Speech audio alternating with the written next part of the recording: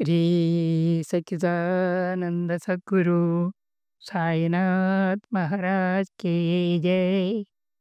అవధూత భరద్వాజ మహారాజ్ కి జై. గురుబంధువులందరికీ నా నమస్సులు. చిరంజీవి చైతన్య మాస్టర్ గారిని గురించి 4 మాటలు చెప్పమంటే మీతో ఆ అనుభవాలను పంచుకోవాలనుకుంటున్నాను. దాదాపు 40 సంవత్సరాల కిందట మాట. 1984 తొలి ఏకాదశి రోజు మాస్టర్ గారి దర్శనానికి వెళ్ళాను. ఆయన అప్పుడు సంతపేట అభిలాష్ హోటల్ వెనక ఓ మూడంతస్తుల భవనంలో కాపురం ఉండేవాడు, నివాసం ఉండేవాడు. సరిగ్గా నేను మధ్యాహ్నం 12 గంటలకి ఆ ఇంట్లోకి అడుగుపెట్టాను మాస్టర్ గారి నివాసంలోకి. అక్కడ ఎవ్వరు లేరు. నన్ను గమనించేవాళ్ళు, చెప్పేవాళ్ళు ఎవ్వరు లేరు. ఎదురుగా ఒక రూమ్‌లో ప్రింటింగ్ మిషను, పుస్తకాలు, దాని మధ్యలో ఒకాయన గడప మీద పుస్తకాలు పెట్టుకొని, గళ్ళలుంగి, తెల్లబన్ను వేసుకొని, ఆ పుస్తకాల మీద పడుకొని, గడప మీద పడుకొని, కాలు మీద కాలేసుకొని సిగరెట్ తాగుతున్నారు. మొహం కనపడల. ఎవరనేది తెలీదు. సరే, ఎవరు వస్తే వాడితో మాట్లాడతాంలే అనుకున్నాను. 12 అయింది, 1 గంట అయింది, 2 అయింది, 3 అయింది, 4 అయింది, 5 అయింది, 6 అయింది, 7 అయింది, 8. నేను అట్లే కూర్చో ఉన్నా. ఆయన నా వైపే చూడలే అసలు. మనం ఏంటంటే కొంచెం నాకు అహంభావం ఎక్కువ. దానికి కారణం నేను ఆరువేలు యోగిని. క్షమించాలి, సాయి బంధువులు ఎవరన్నా ఆరువేలు లేకుంటే క్షమించండి. అహంభావం ఎక్కువ. ఎందుకంటే వాళ్ళ ఇంటికి వచ్చినప్పుడు వాళ్ళు మనల్ని ఏవండి, ఎవరు, మీరు ఎక్కడి నుంచి వచ్చారు, ఏంది, కాఫీయో, టిఫినో లేకపోతే మంచినీళ్ళు అడగాల. అది అడగలేదు. మనం అడగడానికి అహం. ఎట్లా? సరే, ఎవరో అందరూ ఆ పక్క ద్వారం ఒకటి ఉంటే మాస్టర్ గారి దగ్గరికి పోయి నమస్కారం చేసుకొని ఆయన శుభం అంటూ నుదుట ఉయ్యిపొలు పెట్టి పంపిస్తున్నారు. సరే, 8 గంటలప్పుడు ఎవరో ఇద్దరు విదేశీయులు వచ్చారు మాస్టర్ గారి దగ్గరికి. మాస్టర్ గారు వాళ్ళకి మహనీయుల గురించి చెప్తూ ఆల్బమ్ చూపిస్తున్నారు. అప్పుడే నేను వెళ్ళాలి కదా అక్కడికి, మాస్టర్ గారి దగ్గరికి. అప్పుడు వెళ్ళా. చూస్తున్నా ఇదంతా. సరే, వాళ్ళకి ఇచ్చేసిన తర్వాత నాకు ఆకలి, దప్పులు అన్నీ ఉండాయి. ఏం తిండి లేదు, టీ లేదు, నీళ్ళు లేవు, కాఫీ లేవు, ఎక్కడ కూర్చో ఉన్నాయి. తర్వాత 8, 8:30కి మాస్టర్ గారు బయటకొచ్చారు షర్ట్ ఏసుకొని. వచ్చి నా దగ్గర నిలబడి ఎంత ప్రేమగా పలకరించారంటే, "ఏమయ్యా, సాయిబాబా మందిరం చూసావా?" ఇది మొదట ఆయన నాతో మాట్లాడిన మాట. "బాబా మందిరం చూసావా?" నాకెక్కడ లేని ఆశ్చర్యం వేసిందనమాట. అది జ్యేష్ఠ మాసం, మంచి ఎండలు. తొలకరి జల్లు ఎలా పడితే ఎలా ఉంటుందో, మాస్టర్ గారి మాటతోటి నాకు ఆకలి, గికలి అన్నీ అన్నీ ఎదిరిపోయినాయి. ఏమి లేదు, ప్రశాంతం అయిపోయింది మనసు. ఆశ్చర్యం వేసింది ఆయన పలకరిస్తుంటే. పద పద, రిక్షాలున్నాయి, ఎక్కువున్నారు. సరే, ఆ విదేశీయులిద్దరూ ఒక రిక్షాలో మాస్టర్ గారి పక్కన నన్ను కూర్చోబెట్టుకున్నారు. నాకసలు ఏం జరుగుతుందో అయిపోయింది. నేరుగా అప్పట్లో సత్సంగం మందిరం ధని ఉండే చోట, ఆ మందిరానికి తీసుకెళ్లారు. ఫస్ట్ బాబా మందిరానికి ఆయనే స్వయంగా తీసుకెళ్లారు. అక్కడ అందరూ మాస్టర్ గారు ఇచ్చారు, మాస్టర్ గారు అని చెప్పి నమస్కారం చేస్తున్నారు. కాసేపు 9 అయిన తర్వాత వాళ్ళు సేజారతి ఇచ్చారు. సేజారతి ఇచ్చిన తర్వాత ఆరతి, మొట్టమొదటి సేజారతి చూడటం అక్కడే మాస్టర్ గారితోటి. మళ్ళీ తెచ్చినవి మాస్టర్ గారితో కొట్టి ఇంటికొచ్చేసాం. అప్పుడైనా ఆయన నాకు ఆతిథ్యం ఇస్తామని ఎందుకు అడగలేదో, ఏందో మన వ్యవహారం ఏందో మనోళ్ళు పట్టించుకోలే. లోపలికి పోయారు. ఒక గంట తర్వాత 11 గంటలకొచ్చారు రాత్రి. 11 గంటలకొచ్చి నా దగ్గర కూర్చొని, "నువ్వెవరు? ఎక్కడి నుంచొస్తున్నావు? ఏంది?" అని అడిగారు. సరే, నా సమస్యలన్నీ ఏకరు పెట్టాను. లీలామృతం, సాయి లీలామృతం అప్పుడు రూ. 20 ఆ పుస్తకం ఇచ్చి, "నీకు డబ్బులుంటే ఇవ్వు. లేకపోతే ఈ పుస్తకం తీసుకెళ్ళి చదువు" అన్నారు అంతే. సరే పుస్తకం తీసుకున్నాను. సెలవు మాస్టారు సరే సార్ అన్నా. అవును వచ్చేసా. 12 అర్ధరాత్రి 12 స్టేషన్‌కొచ్చేసరికి. ఎక్కడ 12 మధ్యాహ్నం 12 రాత్రి 12 తర్వాత ఇంటికెళ్ళిపోయాను. పుస్తకం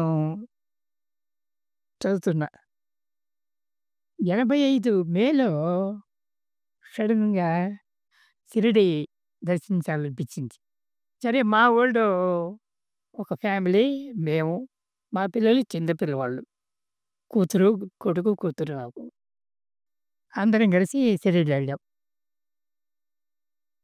మాస్టర్ గారికి లెటర్ రాసే ముందు, మాస్టర్ గారు ఇట్లా షిరిడీ వెళ్తున్నానని. అప్పుడు మాస్టర్ గారికి ఇప్పుడు తెలీదు గదా! అందుకేసి అదే షిరిడీకి వెళ్ళినప్పుడు శివనేశం స్వామి కలువురా అన్నారు. సరే షిరిడీ దిగాం. మన్మాడు పోయేసి, మన్మాడు నుంచి షిరిడీ చేరాం. అప్పుడు లాకర్‌లో రూ. 1 అప్పుడు పరిస్థితి 85లో సంగతి నేను.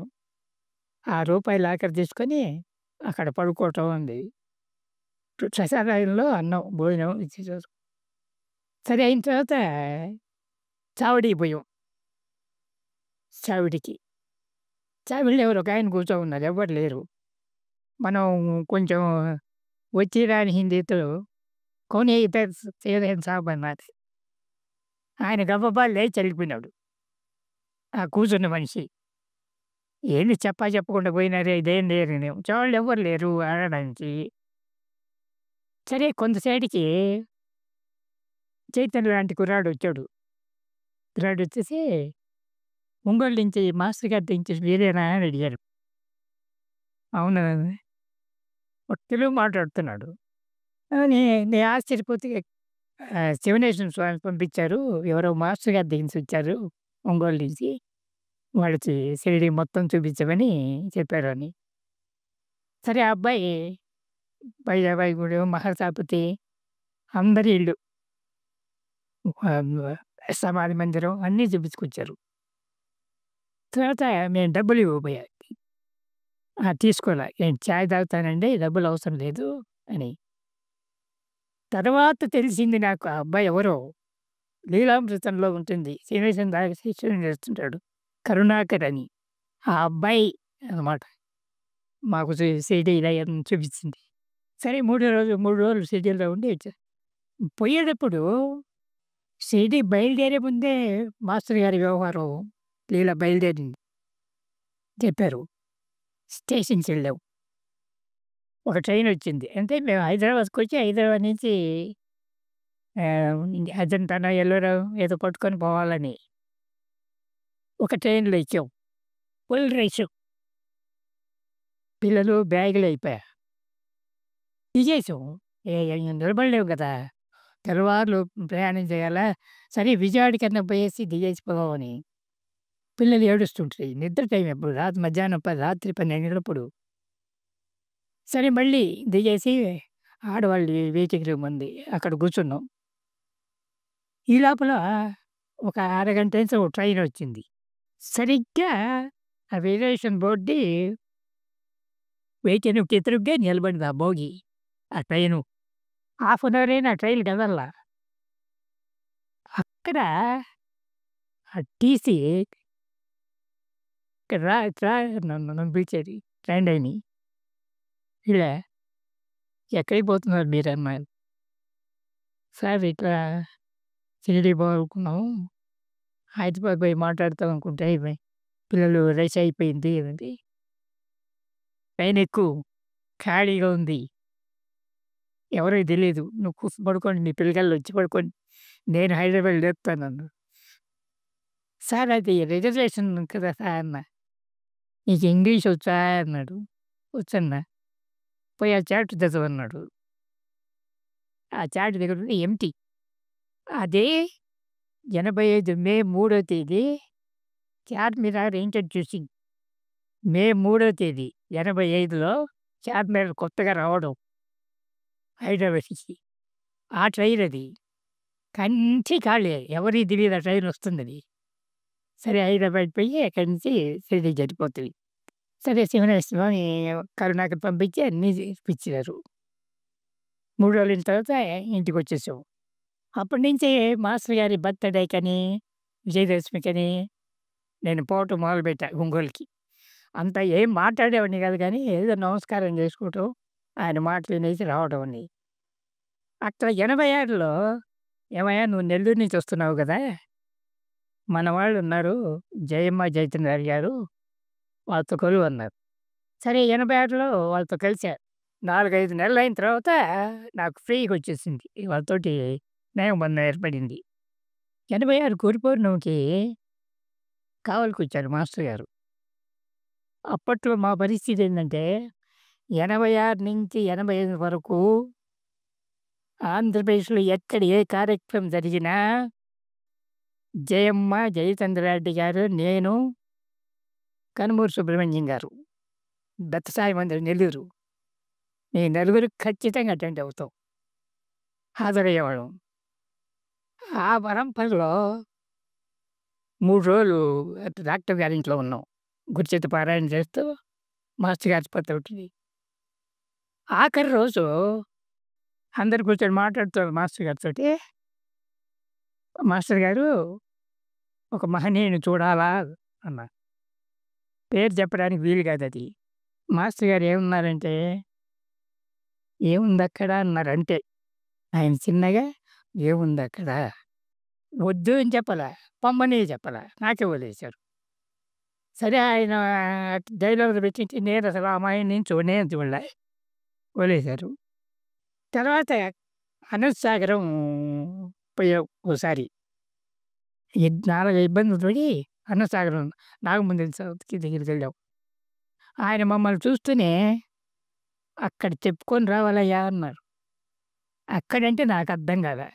మమ్మల్ని చూస్తే తర్వాత అక్కడ మాతో వచ్చిన వాళ్ళకి ఆ రోజు రాత్రి మాస్టర్ గారు చాలా మందికి దర్శనమిచ్చారు. నాకు కాదులే, నాకివ్వలేదది. భౌతిక దర్శనమిచ్చారాయన. వాళ్ళు మర్నాడు చెప్తుంటే అప్పుడు నాకర్థమైంది. తాతగారు చెప్పింది ముందు మాస్టర్ గారికి చెప్పుకొని రమ్మనని. ఓహో! ఇదే సంగతి అనుకోని పక్కకి సొరకాయ స్వామిని సమాధి చూసొస్తాను మాస్టర్ గారు అన్నాం ఇంకోసారి పోయి. ఇప్పుడు కాదులే ఇంకా 7, 5 సంవత్సరాలు చూద్దాంలే అన్నారు. ఇంక 7 ఏళ్ళో, 5 ఏళ్ళో పడుతుందిలే కానీ ఇప్పుడు కాదన్నారు. వదిలేసా. తర్వాత 7 సంవత్సరాల తర్వాత 93లో ఖచ్చితంగా పుత్తూరు పోవాల్సొచ్చింది. ఆ పుత్తూరు పోవాల్సొచ్చినప్పుడు అక్కడేందంటే మాస్టర్ గారి శిష్యుడు రంగారావు గారికి మంచి పేరక్కడ. వాళ్ళడిగారు ఇక పూజారి ఎవరైనా ఉంటే మాకు పంపించండని. ఆయనేం చేశారు, "నువ్వు ఖాళీగా ఉన్నావు కదా! నువ్వు" అని చెప్పి నాకు లెటర్ రాసి పంపించారు. నేను పుత్తూరు పోయా. ఆయన చెప్పి మాస్టర్ గారు కరెక్ట్‌గా 93లోనే ముసలిపోయి 7 సంవత్సరాలు అన్నారు కదా! అయిందది. అక్కడ బాబా మందిరానికి హారతులిస్తుంటే అక్కడ కమిటీ మెంబర్‌లకి, ప్రెసిడెంట్‌కి పడదు. అది గందరగోళం. వాళ్ళు ఒకరోజు ఒక నెల అయిన తర్వాత "స్వామి హారతులు అంతసేపు పాడడానికి మాకు వీలు కాదు. అవి నిలిపేయమన్నారు. పాడొద్దన్నారు." ఇంక పాడొద్దన్నప్పుడు మనమెందుకక్కడ? సరే మన ఆయుధం ఉంది కదా! గురుచేత పారాయణ చూస్తూ కూర్చొని సప్తాహం చేస్తాను. ఇక్కడ ఉంచమంటావా? పోమంటావా అని. సరే సప్తాహం తర్వాత 7వ తేదీ ఉదయం దాకా ఏం సమాధానం రాలా. 7వ తేదీ రాత్రి లెటరొచ్చింది సాయంత్రం. జయమ్మ గారు లెటర్ రాసి పంపించారు. "నువ్వేంది అక్కడ పుత్తూరులో మనం మైపాడు రూట్‌లో జేజాపేట ఉంది. శని వెంకటేశ్వరరెడ్డి ఊరది. సొంత ఊరు. ఆ పక్కన ఆదిమ సత్రం ఊరు ఉంది. అక్కడ కొత్తగా సాయి మందిరం కట్టారు. ఇప్పటికి వారం రోజులయింది. నిన్ను పంపిస్తామని చెప్పి నేను మాట ఇచ్చాము. నువ్వు బయలుదేరి రా అన్నది. ఎక్కడ పోయింది పారాడిపోయి మాతో. సరే. అప్పటికి 94 అయింది. నేను కలిసిందెప్పుడు 84లో. ఈ కొన్ని సంవత్సరాలు ఇబ్బంది పడుతూ 94లో ఎంటర్ అయినా బాబా మందిరంలో పూజారిగా. జయమ్మ, తేజేందర్ రెడ్డి ప్రోత్సాహంతో వాళ్ళు వెనక నిలబడ్డారు. అది అప్పుడే కొత్తగా మందిరం. మా మండలంలో 19 ఊళ్ళల్లో మొదటి మందిరం అది. అక్కడ పోయి హారతులు, పూజ, 4 హారతులు ఇవ్వటం. అప్పుడు అనుభవానికొచ్చింది. పాస్టర్ గారు నేను ఫస్ట్ టైము ఎప్పుడు చూసానో, ఎందుకు నన్నంత 12 గంటల సేపు ఎలాంటి ఆతిథ్యం ఇవ్వకుండా ఉంచారనేది అప్పుడుకొచ్చింది కారణం. అది అక్కడితో ఒకటి ఉంది. సద్గురువు చేసే భౌతిక క్రియ అయినా లౌకికంగా అమితమైన ఫలాన్నిస్తుంది అనే దానికి నిదర్శనం. మొట్టమొదట ఆయన సాయిబాబా మందిరానికి దారి చూపించిందే ఆయన మాస్టర్ గారే. స్వయంగా ఒంగోలు సాయి మందిరం చేసింది. అదే జరిగింది ఇక్కడ. అదే మందిరం. అయితే ఇక్కడ పరిస్థితి నేనే అన్నం వండుకొని తినాల. సాయంత్రం అయితే మనుషులు దిక్కుండరు. మెయిన్ రూటే. చుట్టూ కొబ్బరి తోట. ఒక్కడినే ఉండాల. కాఫీ, టిఫిన్‌లనేవి అవైలబుల్. పక్కన ఫర్లాంగ్ దూరంలో హోటళ్ళున్నాయి. పల్లెటూరు కాబట్టి పూజారి ఎవరైనా పోయి అక్కడ పోయి కూర్చొని టిఫిను, పానం చేస్తే ఆ గ్రామస్తుల మనసుల్లో మనం తేలికైపోతాం. అది సంగతి కూడా. అందుకని పోకుండా బాబాకి అభిషేకం చేసిన ఆవు పాలు అవి తాగేసి మధ్యాహ్నం 12 ఇప్పుడు అన్నం వండుకొని నైవేద్యం పెట్టి హారతిచ్చి అప్పుడు తింటుండేవాడిని. అది మాస్టర్ గారి 12 ఏళ్ళు బాబా కొన్ని సంవత్సరాలు వేపాకు తిన్నట్టుంటే 1, 2 రోజులు తట్టుకోలేవా అని అడుగుతారు కదా! అదే పరిస్థితి. దానికోసం ఆయన 12 రోజులు 12 గంటల సేపు నాకు ఏమి అడగకుండా, ఏమి చేయకుండా. దానికి తోడు మనకు ఓర్పు తక్కువ. ఓర్పు ఖచ్చితంగా ఉండదు. ఓర్పు తక్కువ. దానికది నేర్పించారు. సహనమంటే, నిజమైన సహనమంటే నిరీక్షణతో పాటు మనోవైఖరి ఎలా ఉండాలో గమనించాలి. అది అర్థమైంది నాకు. 1987లో జయమ్మ, జైచంద్ర రెడ్డి గారు షిరిడీకి యాత్ర బస్ వేశారు. అప్పుడు ఛార్జీ రూ. 350. 10 రోజులు భోజనం, టిఫిను, అక్కడ వసతి అంతా అది. ఆ బస్సులో మాస్టర్ గారు వస్తున్నారు షిరిడీకి. మాస్టర్ గారితో షిరిడీ యాత్ర అది. షిరిడీ జరగగానే మాస్టర్ గారు చెప్పారు. అంటే ఇక్కడ ఎవరు నాకు నమస్కారాలు చేయకూడదు తప్పని. ఎవరేంటాం? ఎవరు వినం కదా! మామూలుగా అంతే. తర్వాత ఆయన ఒక కరెక్షన్ చెప్పారు. ముందు గురుస్థానం చూడాలి. గురుస్థానం నుంచి ద్వారకామాయి చూడాలి. ద్వారకాయిని దర్శించి చావిడి చూసుకురావాలి. చావిడి తర్వాత హనుమాన్ మందిరం, సమాధి మందిరం. ఇది క్రమం రా అని చెప్పారు. అక్కడ షిరిడీలో అందరి ఇళ్ళకి తీసుకెళ్ళారు మాస్టర్ గారు. మహల్సాపతి, శ్యామ వాళ్ళ ఇల్లు, జీజాబాయి వీళ్ళందరినీ తీసుకెళ్ళారు. లక్ష్మీబాయి షిండే ఆయనకి 9 నాణాలు చూపించి అన్నీ చూపించారు షిరిడీలో. చూస్తూ శివనేశ్వర స్వామి దగ్గరికి వచ్చి అక్కడ అయోధ్య అప్పుడు పారాయణ చేస్తున్నాడు. నాకు పరిచయం చేశారు మాకు.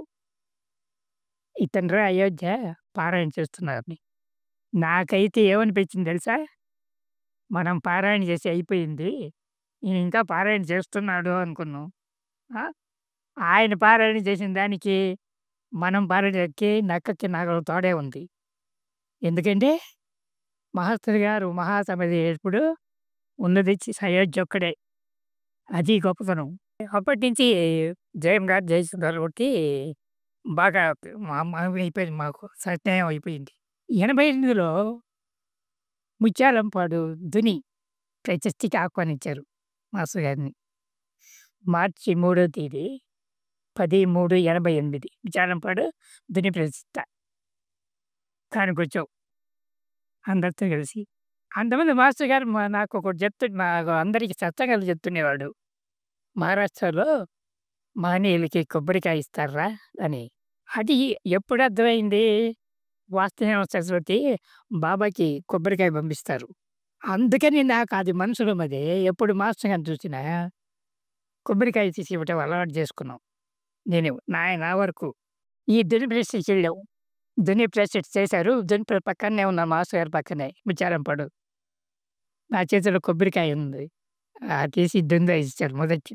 అక్కడి నుంచి ఆహ్, నల్లపాడు, గుంటూరు 4 మైళ్ళలో శివాలయంలో ఉండే బాబా మందిరానికి ప్రతిష్ఠకి అన్నిటికి అటెండ్ అయ్యేవాళ్ళం. 88 80వ సంవత్సరంలో మాస్టర్ గారిని ఆహ్వానించాం మా ఊరికి పాదపూజ చేసుకుందామని. సరే అంతకుముందు మా మిసెస్ అనంతసాగరం స్వామిని చూడడానికి వెళ్ళింది. నాగముంద స్వామిని చూడడానికి. అక్కడ ఈమెను చూడంగానే నాగముంద స్వామి, "అమ్మా మీ ఇంటికొస్తాను, అమ్మా మీ ఇంటికొస్తాను, అమ్మా మీ ఇంటికొస్తానని" మొదలుపెట్టారు. అనంతసాగర్ ఎక్కడా? నెల్లూరు ఎక్కడా? మా పరిస్థితి ఏంటి? ఈమె సమాధానం చెప్పలా. "నేనొస్తానమ్మా" అని ఆయన 3 సార్లు అడిగి మానేసుకున్నాడు. సరే నేను, మా ఊరి కరణం గారు, మాస్టర్ గారిని ఆహ్వానిస్తాం పాదపూజకని ఒంగోలుకి పోయాం. ఒంగోలు పోతే ఆయన అమ్మగారి దగ్గరున్నారు. 10 నిమిషానికి వచ్చారు. నన్ను చూసి "వస్తానయ్యా" అన్నారు. ఏమి అడగలసలు. ఎందుకంటే అడిగితే ఆయన 60,000 అంటారో, కారు అంటారో, ఏసీ బస్ అంటారో, ఇవన్నీ ఎందుకే ఆర్థిక ఇబ్బంది. ఆయన రావాలని మనసులో ఉంది. కానీ పిలవటంలో ఎట్లా అని, అంతేకాక ఇక్కడ సుబ్బలక్ష్మమ్మని అడగాలా, అక్కడ నెల్లూరులో జయమ్మ చేసిందంటే వీళ్ళ పర్మిషన్ కావాలా, ఇవన్నీ ఏంది గందరగోళం అనుకుని మానుకున్నది. ఆయనే స్వయంగా "వస్తానయ్యా" అన్నారు. నాకు అర్థమైపోయింది. సరే నేను మామూలుగా వెళ్ళిన తర్వాత పక్కన మా ఊరి పక్కన వాళ్ళు మాస్టర్‌ని ఆహ్వానించడానికి ఒంగోలుకొచ్చారు. వాళ్ళు వాళ్ళకి డేట్ ఫిక్స్ చేశారు. 8 మే 12 మీ సత్సంగానికొస్తానని. వాళ్ళొచ్చి నాకు చెప్పారు. సరే వెంటనే నేను లెటర్ రాసా మాస్టర్ గారికి. "మాస్టర్ గారు, మా పక్క ఊర్లో సత్సంగం గదా! మా ఊరు నుంచి వెళ్ళాలి. మీరొచ్చి పాదపూజ చేసుకుంటాం" అనండి. మాస్టర్ గారు రామారావు చేత లెటర్ రాయించారు. సరే 12కి వస్తాను. అలాగే వాడిని ఏర్పాటు చేసుకోమని. సరే వచ్చాము. 12 తేదీ నేను కారు పెట్టాను. మే 12 తేదీ నెల్లూరు వరకు కారు పెట్టుకున్నాం స్టేషన్ వరకు. ఆ స్టేషన్‌లో మాస్టర్ గారు ఎక్కడ ఉంటే జయమ్మ, జతీంద్ర వీళ్ళందరూ ఒక 50, 60 మంది స్టేషన్‌కొచ్చారు. మాస్టర్ గారు వస్తున్నారని. ఆ ట్రైన్ లేటు. 2, 3 అయింది. అప్పుడు ఆమె జయమ్మ గారు, "ఏమయ్యా! ఇప్పుడు ఎక్కడ మీ ఊరికి తీసుకుపోతే ఇంకా 10 కిలోమీటర్లు కదా! అందరు దత్తాయి మందిరంలో భోంచేస్తాము. తర్వాత సాయంత్రం తీసుకెళ్దాంలే" అన్నారు. సరే అప్పుడు వాళ్ళని కాదనలే కదా! అప్పుడే పరిచయం నాకు. సరే వెళ్ళాము. దత్త మందిరానికి వెళ్ళాము. అక్కడ మాస్టర్ గారు భోజనం చేశారు. మేమందరం భోంచేసాం. అక్కడ మాస్టర్ గారు నెల్లూరులో చాలామంది ఆహ్వానిస్తున్నారు. "మా ఇంటికి రండి, మా ఇంటికి రండి" అని. ఆయన రానని చెప్పారు. స్టేషన్‌లో ఇగో అబ్బాయి ఉన్నాడు, అతనున్నాడు, అతను వాడి దగ్గరికి పోవాలని. అట్లే సాయంత్రం 5 అయిన తర్వాత, "ఏమయ్యా! మీ ఊరికి వెళ్దామా" అన్నారు. ఆయనే. బయలుదేరాం కార్‌లో. వచ్చేసి ఇంట్లో మా ఊర్లో 10 కిలోమీటర్ల దూరం నెల్లూరు నుంచి పల్లెటూరు. వీళ్ళందరూ 75 మంది వచ్చేసారు. వచ్చిన తర్వాత మాస్టర్ గారు అక్కడ అంతకు ముందు రోజే మాస్టర్ గారు వచ్చే ముందే షిరిడీ నుంచి ద్వారకామాయి ఫోటో వచ్చింది నాకు. ఒక ఫ్రెండ్ తీసుకొచ్చాడు. నేరుగా కుర్చీలో పెట్టుకున్నాం. మాస్టర్ గారు పోయేసి హారతి ఇచ్చి, టెంకాయ కొట్టేసి కూర్చొని ఆయన ధ్యానంలోకి వెళ్ళిపోయారు. ఆయన ధ్యానం చేసుకుంటున్నారు. ఇంకా మేము పూజ మొదలుపెట్టుకున్నాం. పూజ చేసేసుకొని అందరికి ప్రసాదాలు పెట్టాము.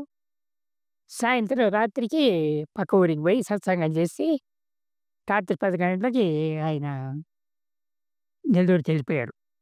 ఇక్కడ ఈ ముత్యాలంపూడి తుని ప్రెసిడెంట్ అయిన తర్వాత మాస్టర్ గారు తుని ప్రెసిడెంట్ చేసి అక్కడ రామ్మోహన్ రావు అనే పాశ్చాత్యుడు ఉండేవాడు మాస్టర్ గారి దగ్గర.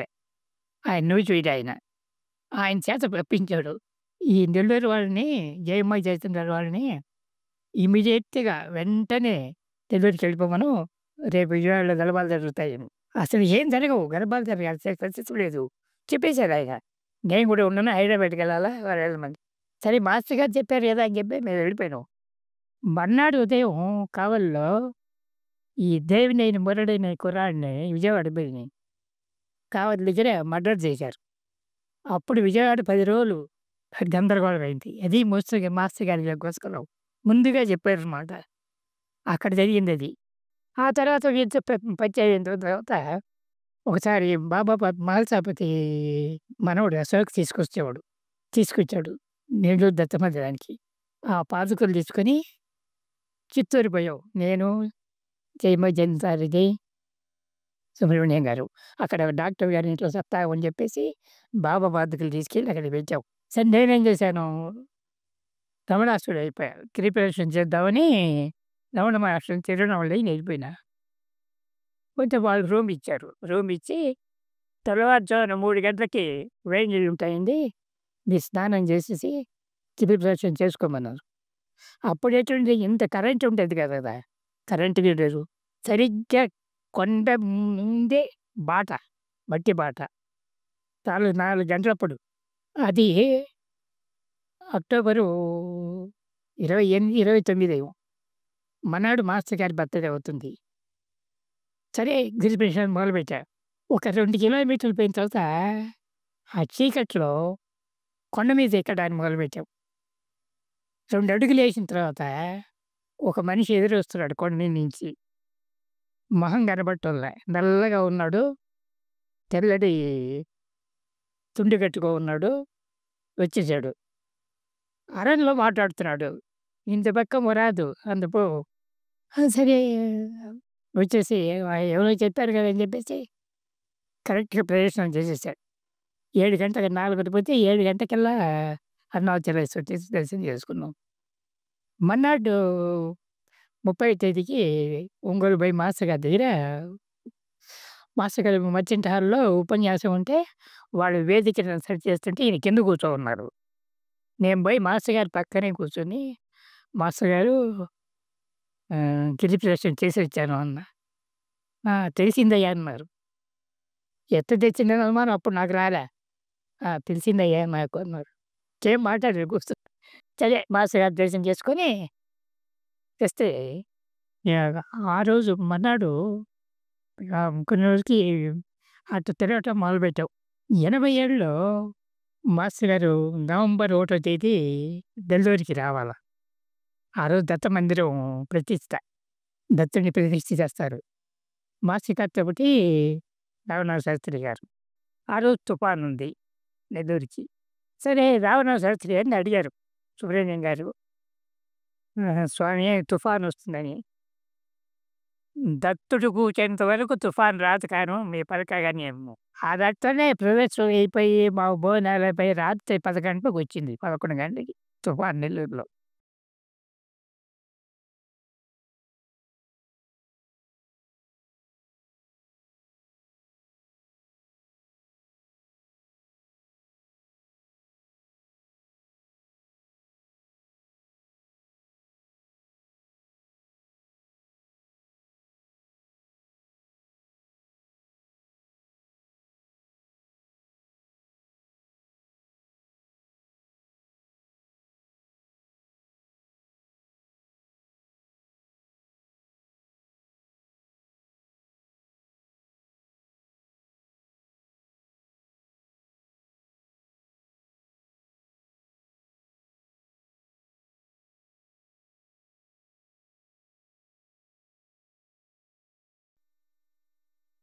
మీలో చాలామంది వీడియోస్ చూస్తున్నారు కానీ సబ్స్క్రైబ్ చేయట్లేదు. ప్రతి ఒక్కరూ కూడా సబ్స్క్రైబ్ చేయండి. చేస్తే గనక ఇంకా ఎంతో ఉత్సాహంగా మరికొన్ని మంచి వీడియోలు మీ ముందుకు తీసుకురాగలము.